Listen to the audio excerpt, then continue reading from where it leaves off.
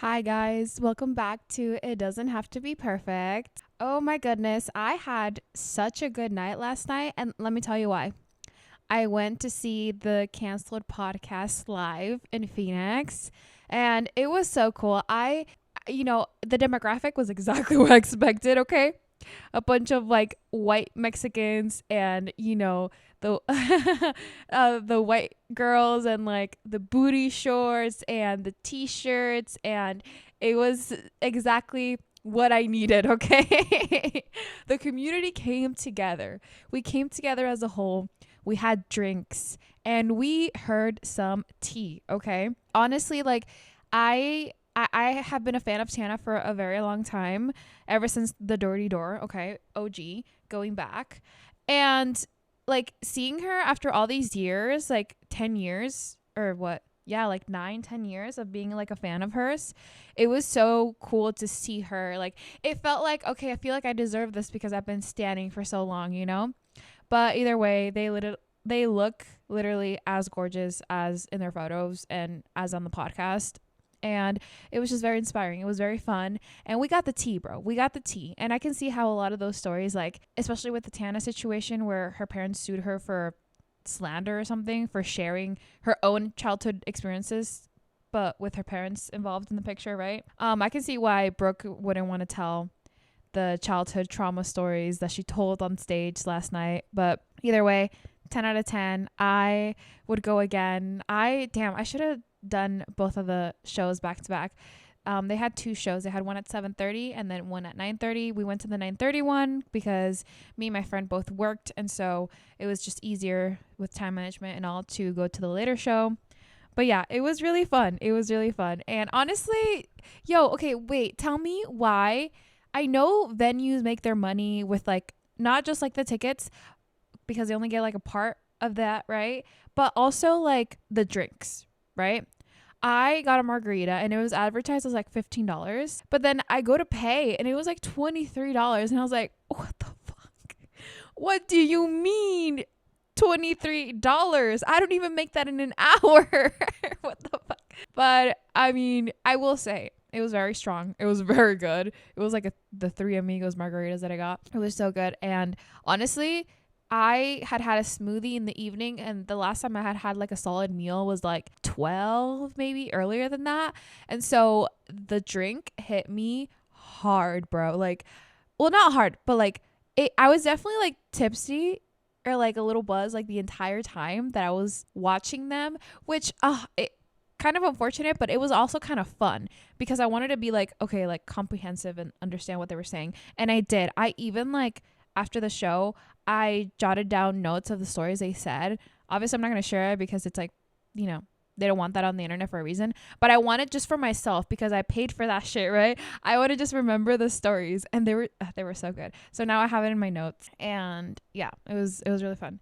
But I ended up going to sleep like at, I don't know, like 1 or 2 a.m. for the second night in a row, and I'm not very proud about that because I feel like I was getting back in my sleep schedule routine, you know. I'm like, okay, on my own, I can go to sleep whenever. But yeah, that just wasn't happening because after the show we got canes, and oh dude, I love me some good canes. But I got a kids meal. Me and my friend got a kids meal, and yeah, it was just vibes all around. I got home like around like 12:30. It was really, really late. The traffic to get out of there and everything, it was a whole thing, right? But today, I was actually inspired from last night, and I thought that I'd share a story of a first date that I went on recently. And guys, like, okay, I try my best to get a balance of like sharing, but like not oversharing that I'm essentially like saying who these people are and such.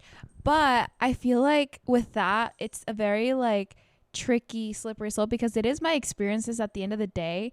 And I want to be able to share that and have you guys, like it's just a fun story to tell, right? And the times that I've told it, I definitely like have had people just like be like, what the fuck? Like actually like that actually happened. And I'm like, yes, it did. Let me give more context, right? This was maybe 2 months ago or a month ago. I want to say like a month and a half or 2 months, right? Me and my ex had already broken up, right? Like long overdue. I actually got on Bumble, right? And I made an account and everything. And I was just swiping here and there, not really giving it much thought. And listen, I don't discriminate.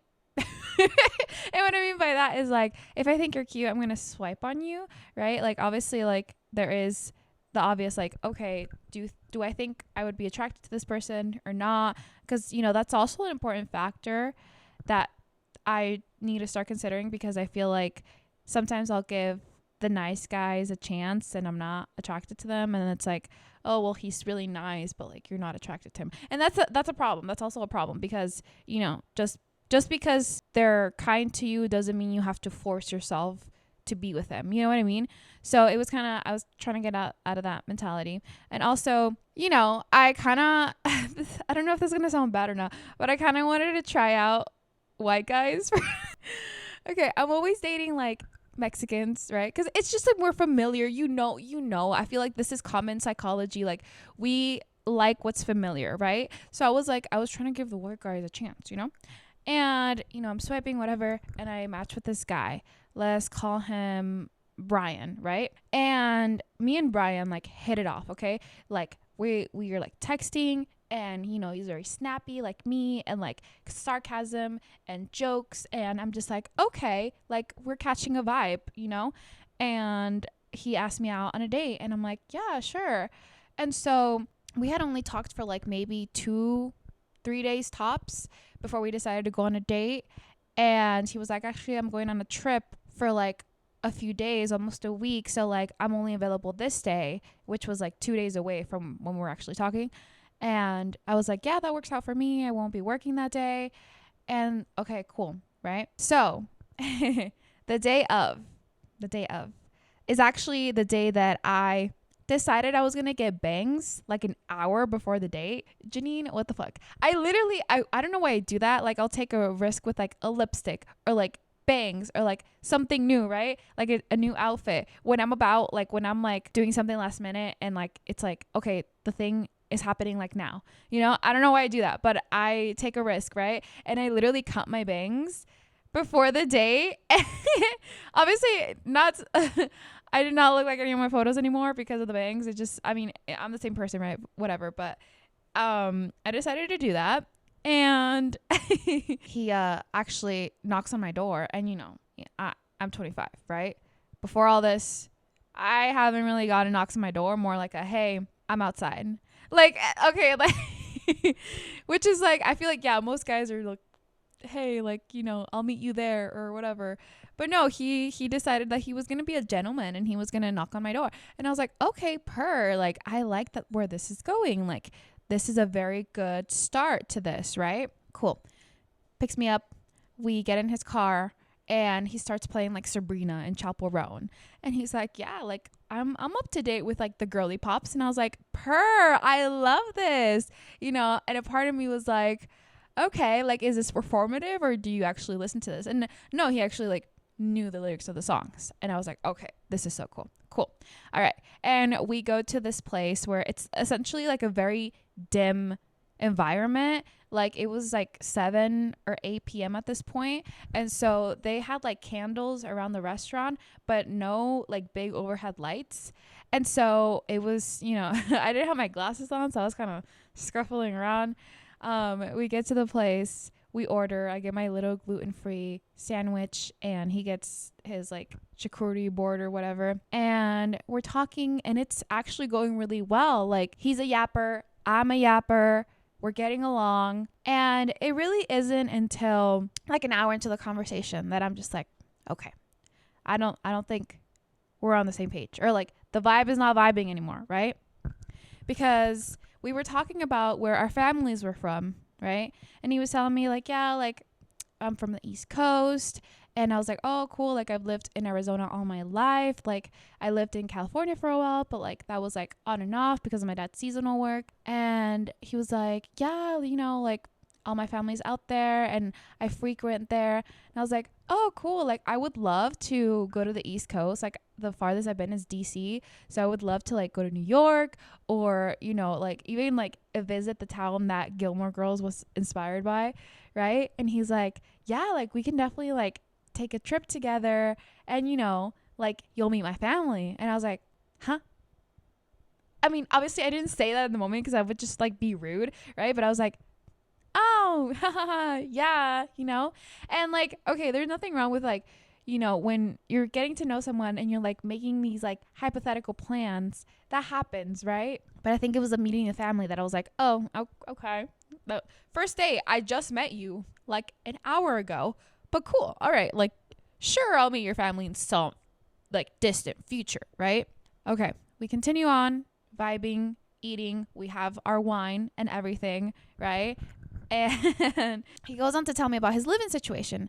I go first and I'm like, hey, so I live with my roommate and I got connected with her through a friend and we essentially both were going through the same thing, like going through a breakup and like we needed a place to stay and like da-da-da. And that's how we ended up being roommates. And he was like, oh, cool. I actually have a townhouse. And I'm like, oh, really? Like you own it? He's like, yeah. You know, I came out to Arizona like a while back and I was like, you know what, like my work is here, might as well settle down here, have something here, have a property here. And so he has a townhouse. I'm like, that's pretty cool. You know, I feel like most people I know in my age are like renting, right? And he's telling me about this and he's like, actually I do have a friend or a family member's someone was connected through someone else where they needed a place to stay in Arizona because they were going to start going to school here.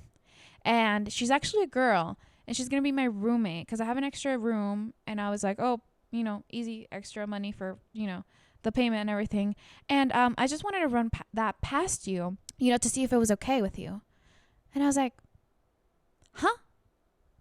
Okay, dude, this is our first date. I met you like an hour and a half ago, okay?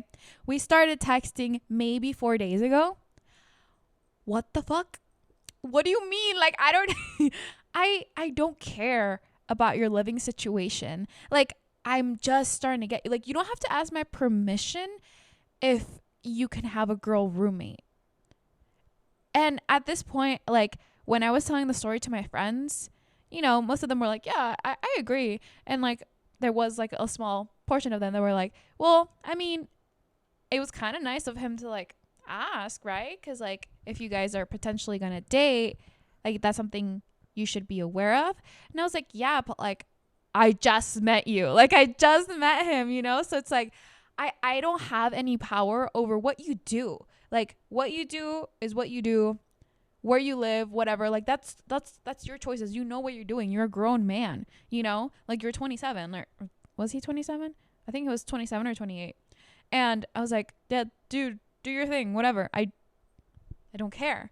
And I think I said that too. I was like, well, I mean, you know, that's your business. Like I genuinely don't care because this is a first date. What the fuck am I going to say? No. Don't let the bitch move in, the family friend. Like, no, I'm not gonna fucking do that. So that's when I was like, okay, but it's still going good, right? I'm giving him the benefit of the doubt because, you know, there's so much that you cover on a first date and we're both yapping. So I'm like, maybe I've said some things maybe that I overshared a little bit or I'm, you know, already like saying, like maybe I'm also giving that vibe. So he's giving me that vibe, you know? Okay. We continue on. And at this point, it's been like 2 hours. Okay, our food is long gone. And I'm like, okay, like, I think we should like head out, right? And he was like, yeah. And as we're heading out, you know, I still wanted to give him the benefit of the doubt, even though like those two things prior, I was like, I don't know, that was just a little weird. Not that weird at all, but like just a little, right? And so we're talking about, oh, like, what should we do? Blah, blah, blah. Go to another bar or like whatever.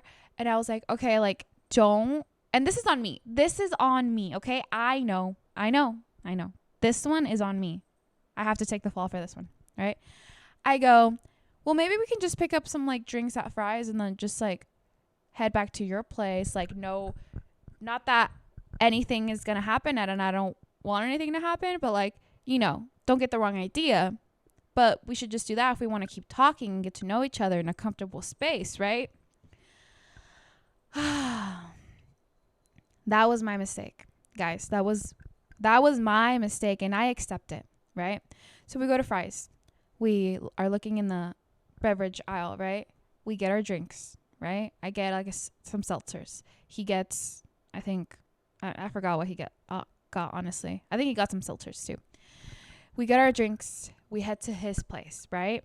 And, as soon as I walk in, a typical man house, right? Like, there's some decor and, so like tidy, whatever, but like not like clean.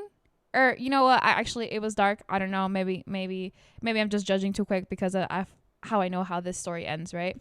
But I was like, okay, like this is cool. And he was showing me he was essentially giving me his MTV house tour, and I was like, okay, vibes, cool. And he shows me the room where the girl's gonna stay in, the spare room, the kitchen, right? And then we get to the living room, and he has decor and vinyls. He has this Harry Styles vinyl, and I'm like, okay, vibes, okay, cool. And he shows me his room, right? And this man says, yeah, I don't really have much going on in here, but if someone decides to move in and put in a little bit of their feminine touch, I wouldn't be against it. Huh? This is the first date. Are you seriously are you seriously making a comment about when I move in? Huh? What? Okay, do you know what I'm saying here? Isn't that a little weird? I thought it was too much. It was just a lot at once. I was like, oh, ha ha ha ha. I did literally that laugh, ha ha ha. What am I supposed to say to that? Oh my God, sweetie, yes, I can't wait to move into your townhouse or whatever. And I'm like, oh my God. Okay, so I feel like that's when I started getting uncomfy, but it goes on, okay? So I'm in the kitchen putting the drinks down, and I'm like, oh, can I have a glass of water? And he's like, yeah, go ahead. And he was like, do you want to get into something more comfortable? And I was like, no, I think I'm good with my clothes on, And he's like, okay, well, I have pants that you could wear, pajamas. I'm going to go ahead and change because I just don't want to be in jeans anymore. And I'm like, cool, this is your house, of course, do what you like. And so he goes to his room and changes, and this man comes out in a t-shirt and basketball shorts, and and he's wearing no show socks. Bro.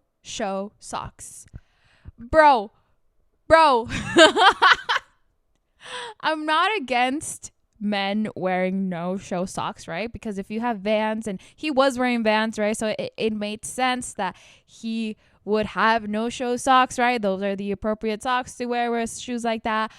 But I don't want to see a man's feet wearing no show socks. No, what? Are you kidding me? It was just such a turn off. Okay, I'm gonna be so real, and I'm sorry if this is harsh, but I was like, no. And I progressively get more and more comfortable with everything that is going on. Everything is just accumulating, right? And so he's like, yeah, we could talk, and we can just have our drinks and stuff. And I was like, what if we watch something, right? I just wanted to, I don't want to talk anymore. I just wanted to put our direction somewhere else. So maybe I would sizzle out. I would not get, I would calm down a little bit, or well, it wasn't even that I was riled up, but I was just getting okay, I don't think we're vibing anymore, So I just wanted to put our attention somewhere else. And so he puts on Good Omens because I recommended it, and I was like, hey, let's watch this because it's really, really cool. And we start watching it, right? And on the TV there was a line where they say something about creating miracles, right? And this man literally is sitting next to me on the couch, right? We have a pillow like in between us. And he literally has his hand over here and he taps my shoulder and he's like, he looks at me dead ass like, do you perform miracles? I was like, I don't think so, no. And I was like so uncomfortable, dude. I was like, what do you mean if I perform miracles? What do you mean if I perform? No. Not for you. Not for you. Not like that. Not with your no show socks. Not with your basketball shorts. No, I'm not going to perform a fucking miracle. No, what the fuck? Oh no. This is what I knew. That was the last straw for me. And I'm sorry. I'm sorry if this sounds harsh. And I know, like, I was like telling the story, right, with my friend's like guy friend in the room. And like, I feel like all the things prior to all this, he was like, oh, like, you know, he was just like opening up and he was trying to be like vulnerable and like honest and blah, blah, blah. But then when I get to this part, that's when they're like, yeah, I can't vouch for that man either. Because what the fuck?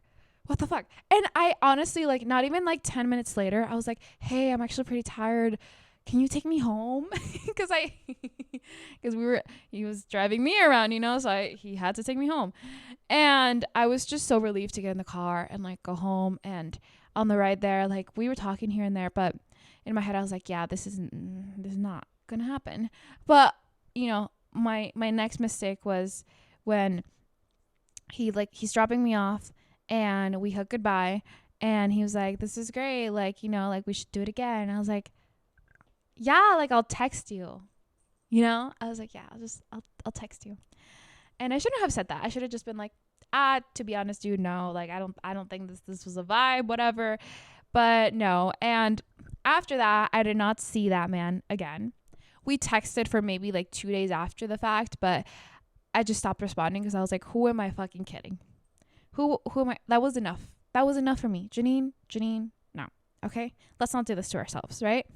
Oh my God, dude. It was such a roller coaster. That night was the no-show socks, dude. The no-show socks. I can't. Oh my God. But yeah, that was my not so horrible, but I would say definitely not my favorite first date. It just didn't go well, right? The vibes were not vibing, and yeah, and if you're listening to this, I am so sorry, but what the fuck, bro? All right, I think I'm gonna end it here. Thank you so much for listening. I hope you found it entertaining. I'll catch you guys in the next one. Bye.